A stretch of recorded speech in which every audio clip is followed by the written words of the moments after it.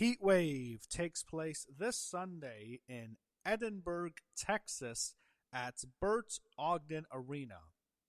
We currently have 6 matches listed for the show. 5 of them are title matches. So let's start with the one non-title match, and that's a submission match between Nattie and Jaida Parker. I think Nattie will win. I don't think it's a good idea for Jaida to submit Nattie because they built up Nattie to be the submission specialist. I think they're eventually going to go to the underground where Jaida might finally beat her, but right now I think Nattie's probably going to win this match. I'm picking Nattie. Next, we go to the NXT Women's North American Championship and the WWE Women's Championship, both defended in a unification triple threat match. We have Zaria defending her title against Wren, Sinclair, and Callie Armstrong. So it's kind of similar in a way to the main event or the first ever women's match, the main event WrestleMania 35, when it was Ronda Rousey defending the Raw Women's Championship, Charlotte Flair defending the SmackDown Women's Championship, and then Becky Lynch is the challenger, and she, of course, walked out with both titles as Becky 2 belts. But here it's kind of a similar situation. Zaria defends her North American title. Wren is the Speed Champion, and Callie Armstrong the challenger. Callie Armstrong's not going to have the same success that Becky did when she walks with both belts, because she's not winning. No, Callie Armstrong will not win. Wren Sinclair, I don't think, is winning. I don't think so. I think Zaria retains. I don't know why they had her lose to Callie Armstrong on NXT on Tuesday. I don't get it. I think it was a stupid idea because they protected Zaria really well. So I think having her lose a match like that doesn't make sense. I think she's coming back. I think she's winning. I think she's not pinning Callie. I think Wren's getting pinned. But I think Zaria will win this match and walk out with both titles. Next, the NXT North American Championship. Myles Borne defending against Jackson Drake. Should be a good match. I like both guys. So I think this is going to play into what happens next with the tag team titles. So what I see happening is, I think this will go right before the North American title will go. The North American title match will go right before the tag title match. And what I think is going to happen is, I think Myles Borne and Jackson Drake are going to have a very good match in which Myles Borne is going to win. And I think Tavion Heights is going to assist them because the Vanity Project, Maya Lockwood, the other members, which are Brad Baylor and Ricky Smokes, are going to try to get involved. But I think Tavion Heights is going to stop it, and it'll allow Myles Borne to defeat Jackson Drake to retain his title. But then they're going to go right into the tag team titles, which is going to be Myles Borne and Tavion Heights. So I'm done with that match. Myles Borne will beat Jackson Drake. Then we're going to the tag team titles. Myles Borne and Tavion Heights defending their tag team titles against Vanity Project, Brad Baylor, and Ricky Smokes. So what I think is going to happen here is, because they're going back to back, Myles Borne's going to be tired. And don't forget, on NXT, Tavion Heights kind of questioned Myles Borne on why you're doing 2 title matches on the same show at Heatwave, and he was kind of upset about it.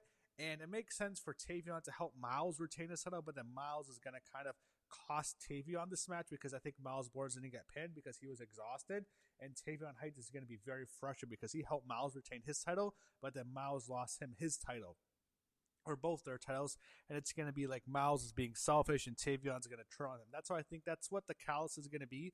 I think the next big feud in NXT is going to be Myles Borne and Tavion Heights feuding over the NXT North American title. To do that, they're going to lose the tag team titles. I never thought when they won those belts they would be long-term champions. I believe Vanity Project wins this match, and they will regain the NXT tag team titles. So we have 2 matches left. Next, we go to the NXT Women's Championship, defended Kendal Gray against Kelani Jordan. Look, I didn't think Kelani Jordan had any chance to win this match until I saw that NXT show in which Kendal Gray laid her out and posed over her. That makes you think, oh, Kelani is going to win. Kelani is winning this. No. I think there's just too many variables against it. It wouldn't shock me. Look, I wasn't expecting Kendal Gray to beat Lola Vice at at the Great American Bash PLE. So it's possible Kelani wins. It's not out of the realm of possibility. I just think Kendall's winning. I don't think she's losing her first title defense on a PLE. They've done such a good job building her up, but I just don't know why she got the better of Kelani. It wouldn't be awful if Kelani won and Kendal could win it back. I just think Kelani's she should be on the main roster soon. I mean, it's going to be tough to call her up because they just called up Lola Vice. and they called up Tatum Paxley before her. So they'll get a spot for Kelani, who I think has potential. But here, it's a tough match. I think there's a chance Kelani wins, but I think Kendal will ultimately win and retain her NXT Women's Championship. Next, we go to the NXT Championship, and our main event defended in a fatal four-way match. Tony D'Angelo defends his title against Cruz Montana, Grayson Waller, and Zilla Fatu. So Zilla, a lot of people were thinking he might win, and he had the big on NXT ended with him posing with the belt. That tells me he's not fucking winning this match. I think it's too soon anyways, and I don't think it makes sense. They could go with Cruz Montana, but I'm not sure they're going to go with him because I think they want to have him feud with Zilla for a while. I don't think it's going to be him.